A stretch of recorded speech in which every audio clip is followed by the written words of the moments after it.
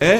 यदि उपासक इसी जन्म में उषभ दिव्य लीलाओं का दर्शन और श्री अंग की सदा सदा के लिए सानिध्य भरी सेवा प्राप्त करना चाहता है तो इन तीन में ही रहे, त्रिकाल में उसका बाल बांका नहीं हो सकता। तीन, नाम कीर्तन, गुण कीर्तन और सेवा। बैठा लीजिए, कभी नाम कीर्तन अंदर भी होता है, बाहर बंद है मुख। गुण कीर्तन कभी अंदर भी होता है। हम खाली ने तीन बातें पकड़ लो, ज्यादा विस्तार में पकड़ने की प्रेमियों की क्षमता भी नहीं होती, क्योंकि वो ऐसे रसिक हो, स्वभाव में वो सब नहीं होता। दुनिया का सिद्धांत समझने की दूर सृष्टि आदि वार्ता, तीन बात पकड़ लो।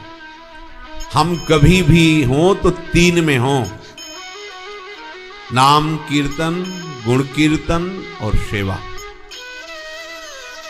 इसके अलावा हमारा एक भी क्षण नहीं, एक भी क्षण नहीं। अब आप अपनी दिनचर्या को जांचिए, नाम चल रहा है या लीला गायन चल रहा है चतुराशी जी का, अंदर भी बाहर भी, और सेवा में एक क्षण आप बैठे हो तो इन तीन में एक में जरूर होना चाहिए। आप लेटे हो तो तीन में एक जरूर होना चाहिए। आप क्रियान्वित हो तो जांच करो ये स्वसुख वांछा से क्रिया है या सेवा है। अगर श्री जी के निमित्त लेकर के है, श्री जी के लिए है तो वो सेवा है। अगर अपनी वासना की पूर्ति के लिए है फिर वो कर्म होगा। अगर हमारे द्वारा ऐसे कर्म होते रहेंगे और हम नाम और लीला गायन से विमुख रहेंगे तो हमको ये लाभ नहीं मिल पाएगा। जो प्रायः लोग पूछते हैं कि ब्रजवास कैसे करें, तो ये तीन बातें खास हैं, खास तीन बातें हैं जो करना है। नाम कीर्तन, गुण कीर्तन और सेवा। और जो नहीं करना, अभिमान नहीं करना। वृंदावन इह विधि बसे तज के सब अभिमान, तृणते नीचो आपको जाने सोई जान। नहीं करना। दूसरा, यहां पहचान नहीं बनानी। वृंदावन वास का लाभ वही ले पाए जो वृंदावन ऐसे रहे मनो चिन्हारो ना ही, बगल से निकल गया हम जानते भी नहीं, किसी को भी नहीं। मनो चिन्हारो ना ही, पकड़ो ना। पहला नहीं करना, अभिमान, बिल्कुल अपने को तृण से नीचे समझना। दूसरा, नहीं करना किसी से परिचय, बिल्कुल। और तीसरा, नहीं रखना किसी का आश्रय। समर्थ प्रिया प्रीतम विराजमान है, जैसे उनको जो कुछ करना हो करे, इनके सिवा हम किसी का आश्रय नहीं, किसी का आश्रय नहीं रखना। ये तीन बातें नहीं करनी। यहां किसी भी तरह का अभिमान नहीं करना, किसी से परिचय नहीं बनाना और किसी का आश्रय नहीं रखना, किसी का भी, प्रिया प्रीतम के सिवा। और तीन बातें जोर से करना है, खूब निरंतर, नाम, लीला गुणगान और सेवा। इसके सिवा हमारा जीवन वो व्यर्थ जाएगा अगर हम ये स्वीकार। तीन नहीं करना, बिल्कुल नहीं, और तीन हर समय करना है, कभी छोड़ना नहीं है। तो कह रहे हैं फिर तुम्हारा मन प्रियालाल के चरणों का भ्रमर बन जाएगा। इनके चरण कमल का जो पराग है वो अनुराग है। उस अनुराग में आपका मन सदैव डूबा रहेगा। नागरीदास जी कह रहे हैं कीजिए, अब ऐसा कीजिए। बहुत बढ़िया है, एकदम साफ बात है। अभिमान मत कीजिए, किसी से परिचय मत बनाइए। भगवत कृपा से श्री जी के शासन में अपने लोगों की दिनचर्या ऐसी ही है कि समय ले किसी से परिचय बना लेगा। कोई आ जाए, दर्शन करे, बात अलग है। कहीं जाने का समय ही नहीं, किसी से मिलने का समय नहीं, कुछ जानने का समय नहीं, कुछ पाने की भी इच्छा नहीं। क्या पाने की इच्छा? सुबह आंख खुलती है तब से लेके शयन तक इतना क्रम बना हुआ है कि अगर हमें कोई दिनचर्या शरीर संबंधी करनी तो उसको भी रोकनी पड़ेगी। अब कैसे रुके तो ये हो, अपनी दिनचर्या ऐसी श्री जी ने बना दी है जो व्यवहार शून्य है, बिल्कुल व्यवहार, आप लोगों के लिए बिल्कुल व्यवहार शून्य दिनचर्या है। अगर अब ना निकल पाए और अब ना संभल पाए तो ये जान लो कि अभी और कुछ है, अभी और कुछ बाकी है। एक पंडित जी भाल के अक्षर पढ़ लेते थे, तो गंगा किनारे से जाना था तो श्मशान से निकले थे, खोपड़ी लिख पड़ी थी। उन्होंने उस भाल में देखा अभी कुछ और है, तो बोले अब क्या और है, मर गया, फेंक दिया गया, हड्डी हड्डी अलग हो गई, खोपड़ी पड़ी, अब क्या और है। तो इसमें तो लिखा है अभी कुछ और है। उन्होंने अपनी झोली में डाल लिया, देखेंगे क्या है। घर गए, टांग ली। फिर किसी जजमान ने बुलाया तो चले गए, और वो झोली टंगी रही। पंडितायन ने सोचा झोली में वजन है, कुछ लाए होंगे। जब देखा तो खोपड़ी, बोली बुद्धि खराब है पंडित की। बड़ी गुस्साई पंडित के ऊपर, खोपड़ी उठाई और वो जो घरों में होती है ओखली, उसमें डाली, मूसर से मार चूर चूर कर दिया, चूर चूर करके नाली में बहा दिया। पंडित जी आए, झोली टंगी थी यहां, बोले हाँ तुम्हारी बुद्धि खराब है, खोपड़ी लाए, मार मूसर उसको चूर चूर करके नाली में बहा। बोले यही देखना था। बोले उसमें लिखा था कि अभी और है, तो अब सोचा इससे ज्यादा क्या और होगा। मर गया, हड्डी हड्डी अलग हो गई, खोपड़ी अलग पड़ी, अब क्या और होगा। अभी ये बकाया था मूसरों की मार और नाली में बहना। अब बोले समझ में आ गया। तो अगर ये सौभाग्य मिलने पर भी अभी आपकी समझ ठीक नहीं, तो अभी और है, अभी कुछ और है। और अगर और नहीं है और ठौर नहीं है तो श्री जी मिली मिलाई, हम कैसे तुम्हें बताए। हमारा एक एक क्षण नाम कीर्तन, गुण कीर्तन और सेवा में। अब बोले आप तो बाबा जी हो, तो आपका तो चल गया कि आप इतना ही कर पाओगे। तो हम तो गृहस्थी में, हमारे तो व्यापार है, नौकरी है, बहुत से काम है, पढ़ाना लिखाना सब, तो वो सब सेवा के अंतर्गत आ जाएगा। भगवान कह रहे मयि सर्वाणि कर्माणि सन्न्यस्याध्यात्म चेतसा निराशीर निर्ममो भूत्वा युध्यस्व विगत ज्वरः। तुम विवेकवती बुद्धि के द्वारा सर्वाणि कर्माणि, या ये नहीं कहा नाम कीर्तन, गुण कीर्तन, सेवा, ऐसा प्रभु ने नहीं कहा। क्यों? क्योंकि सबका परम पद पर आरूढ़ होने का जो अवसर है वो प्रभु अपनी वाणी में रखते। कोई भी कहीं से भी प्रभु की वाणी को पकड़ ले तो परम पद पे आरूढ़ हो जाएगा। इसलिए कहा सर्वाणी, तुम जो भी कर्म करते हो, व्यापार, नौकरी, किसान, जो भी करते हो, सन्न्यस्य, मेरे को समर्पित कर दो। प्रभु भूखे नहीं बैठे तुम्हारे कर्मों के, लेकिन जैसे कुछ भी आग में डाल दो, अग्निदेव उसे अपने स्वरूप में कर लेते हैं। लोहा डालो तो लाल हो जाएगा, विष्ठा डालो तो उसकी दुर्गंध और मलिनता नाश करके उसको भी अग्नि स्वरूप कर देंगे। चंदन डालो तो, उनको किसी के गुण और अवगुण से मतलब नहीं, जो अग्नि में गया अग्नि अपने स्वरूप में कर लेती है। भगवान करुणा करके कह रहे हैं, सोचो, सर्वाणि कर्माणि सन्न्यस्य, माने मेरे को समर्पित करना। प्रभु कह रहे हैं शरीर, इंद्रियां, मन, बुद्धि, पार्थ, जो जो तुम्हें मिला है सब सेवा की सामग्री मानो, और जो जो भी कर्म हो रहे हैं वो सब तुम मुझे समर्पित कर दो। लेकिन समर्पित वही कर्म कर सकते हो जिसे भगवान आज्ञा करते हैं। भगवान जिसे निषेध करते हैं कि ये नहीं करना चाहिए, वो कर्म नहीं, क्योंकि प्रभु उनको निषेध कर रहे हैं ना। तो प्रतिकूलस्य वर्जनम, प्रतिकूल आचरण नहीं होने चाहिए। प्रतिकूल आचरण समर्पित नहीं होंगे, ध्यान रखना।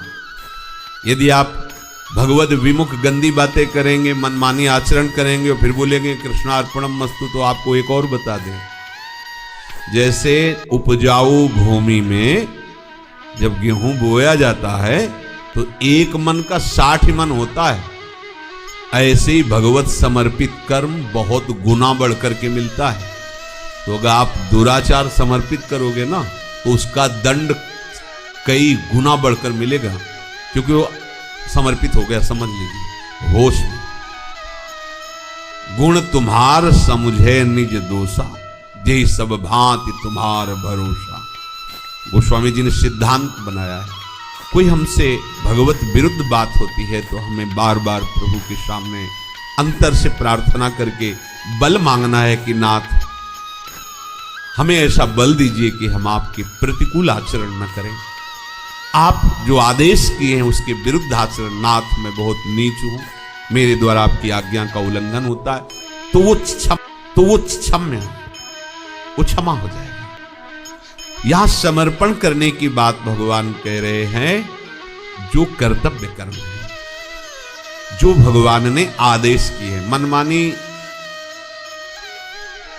अब गंदे गंदे भोजन पाओ, गंदे गंदे पेय पदार्थ पियो, गंदे आचरण करो, बोले सुना था सत्संग कृष्णार्पणम मस्तु। फिर वो कई उपजाऊ भूमि है ये शब्द कृष्णार्पणम मस्तु, ये कई गुना बढ़कर के फिर इससे सावधान, क्योंकि अगर इस रहस्य को नहीं समझोगे तो समझ में आएगा ना सर्वाणि कर्माणि। अब हम मनमानी आचरण करें, इसके बाद बोल देंगे राधा वल्लभ अर्पणम मस्तु।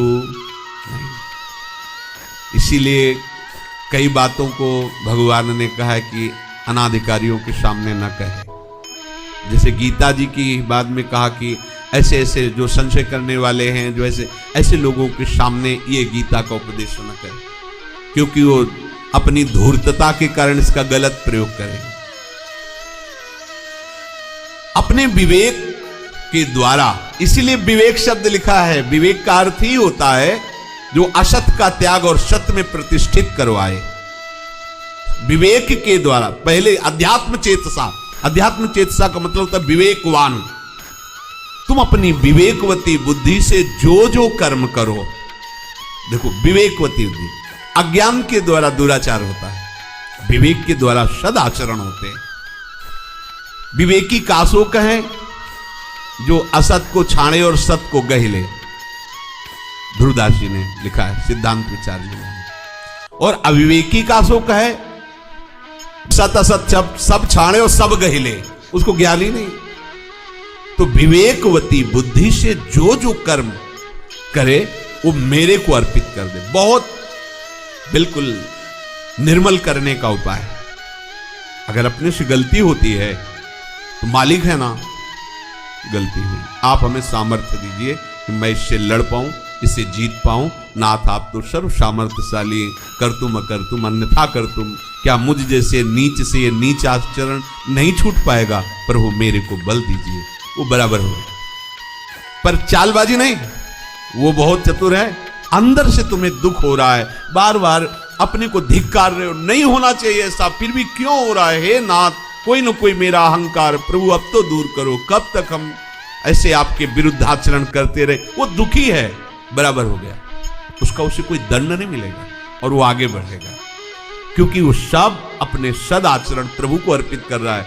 तो असद आचरण भस्म हो जाएंगे, जो विवश होके हो रहे और उसको दुख है इस बात का कि नहीं होना चाहिए, समझना। और जो चतुराई पूर्वक खूब हर्षित होके करता हो कृष्णार्पणम मस्तु, तो होश में रहना, वो बहुत चतुर नागर शिरोमणि है। देखो, दैन्यता से दुखित होकर के बड़े से बड़े अपराध का भी क्षमापन बिना किसी अन्य प्रायश्चित के है, लेकिन चतुरता पूर्वक बड़े से बड़े प्रायश्चित करने के बाद भी आप पवित्र नहीं होगे। अध्यात्म चेतसा, उपासक का उद्देश्य जब भगवत प्राप्ति होता है तब यह सूत्र लागू होता है, ध्यान रखना। अगर उद्देश्य भगवत प्राप्ति नहीं तो चल ही नहीं पाएगा इस सूत्र पे कि मुझे सारे कर्म। बहुत आनंद आता है प्रारंभ में, जब इतना विवेक विकसित नहीं होता तो ये बात केवल इतनी समझ में आती है कि जो जो भी हम करेंगे अपने प्रभु को समर्पित करेंगे। तो प्रारंभ में इसका ऐसा ही था कि कर्म करने जा रहे हैं तो हे प्रभु ये आपकी प्रसन्नता के लिए करने जा रहे हैं, कर्म कर रहे हैं तो उस समय भाव है प्रभु के लिए कर रहे हैं, और कर्म जब संपन्न हुआ तो समर्पित किया, हे प्रभु इतने मिनट इतने घंटे में ये जो हुआ कर्म वो आपको समर्पित। सोनी से पूछा से रसोई जो भी बड़ा आनंद आता प्रारंभ की बात। फिर धीरे धीरे जब एक अनुष्ठान हुआ तब ये समझ में आया कि समर्पण करने की अब जरूरत क्या है। तुम हो ही नहीं तो समर्पण क्या करना है, अब तो ये सब उन्हीं का है। ये आया विवेक में कि ये बार बार कृष्णार्पणम मस्तु शिव अर्पणम मस्तु, ये क्यों, अपना कुछ है क्या, ये उसका फल आया।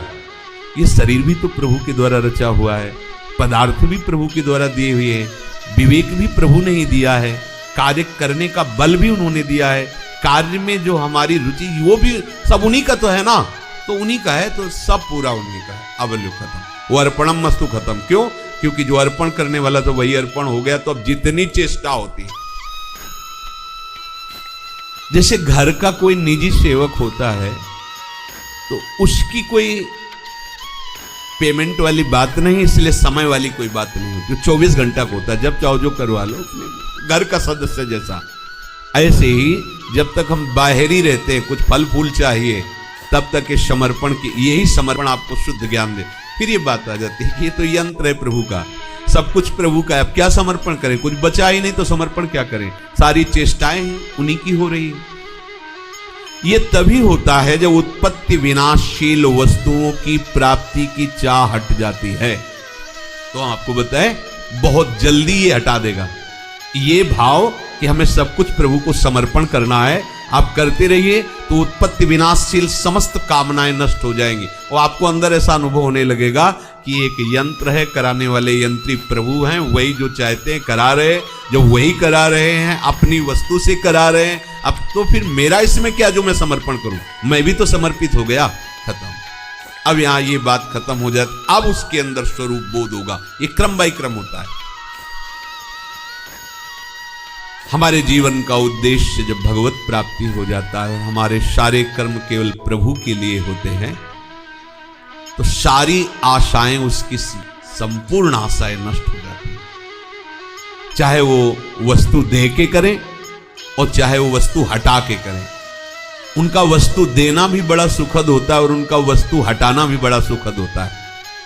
जैसे कई ऐसी जहरीली वस्तुएं होते हैं कि हम स्वयं खा लें तो मर जाएं, लेकिन जब वैद्य देगा तो वही बहुत काम में आने वाली, बहुत बड़े बड़े रोगों को नष्ट करती।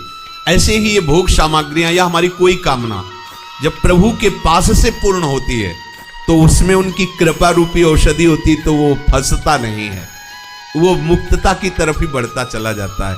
बहुत बढ़िया, सब कुछ जानने वाला समर्थ स्वामी हमारा है, अब मुझे क्या डरना, जैसे भी उनके हैं ना, सीधी बात उनसे करो ना, जो भी अंदर है उनके सामने खोल के रखो ना, अपनी एकांत कुटिया को बंद करके ठाकुर जी से बात करो, प्यारे देखो अंदर क्या क्या है, आप क्या नहीं दूर कर सकते, नाथ जो आपको पसंद नहीं वो क्यों रख रहे हो अपने घर में, ये आपका घर है, प्रभु आप इसको हटा दीजिए। आप अगर ऐसा नहीं मान पा रहे हो तो प्रभु मुझे ये दे दीजिए, ये नीचे की बात है, प्रभु मुझे दे, बस दूसरे से नहीं, प्रभु मुझे दे दीजिए, तो वो जो भी देंगे वो निर्विकार ही होगा, प्रभु का प्रसाद विकार नहीं करेगा, वो आपको बांधेगा नहीं। निराशीर निर्ममो भूत्वा, जब सब कर्म प्रभु को अर्पित किए जाते हैं तो उसकी एक महिमा प्रकाशित होती, सच्ची बुद्धि नहीं लड़ानी पड़ती, ममता त्याग के लिए स्वाभाविक रुचि हो जाती है। आप देख लो, जब आप केवल प्रभु के लिए अपना जीवन व्यतीत करेंगे तो आपके अंदर एक ऐसी वृत्ति पैदा होगी कि माता पिता भाई बंधु परिवार रिश्ते ना, स्वाभाविक आपको रुचि होगी कि इनको देखूं ना, इनसे बोलूं ना, इनसे बात ना करूं। निर्मम ममता का वो स्वयं अपहरण कर लेते हैं, बस प्रभु और प्रभु के जनों में ममता रहती, मतलब उसमें अकल नहीं लगानी पड़ती कि शास्त्र ने कहा है ममता नहीं, ऐसा नहीं, क्योंकि भगवत आश्रित है, भगवत समर्पित है, तो उसके हृदय में ऐसा विवेक आ जाता है कि अब उसे ममता रहती ही नहीं। ये बहुत दूरी तक ममता जाती है, वो गाली दें, अपमान करें, कभी प्यार न करें, फिर भी अपना हृदय उन्हीं के लिए मरेगा। ये ऐसी ममता है, और ये केवल प्रभु की कृपा को ओर से जाती है। निर्ममो, ये सिद्धि है। ममता ये हमारी दुर्गति का कारण है, और निर्ममता ये हमारी भगवत प्राप्ति का कारण है। तो इसलिए हम जो भी करें अपने प्यारे के लिए करें, और हर समय नाम, गुण, सेवा, ये 3 हैं, इन पे ही हमारा जीवन पूरा व्यतीत होना चाहिए। इसके अलावा अन्य संग नहीं, अन्य संभाषण नहीं, अन्य क्रियाएं नहीं।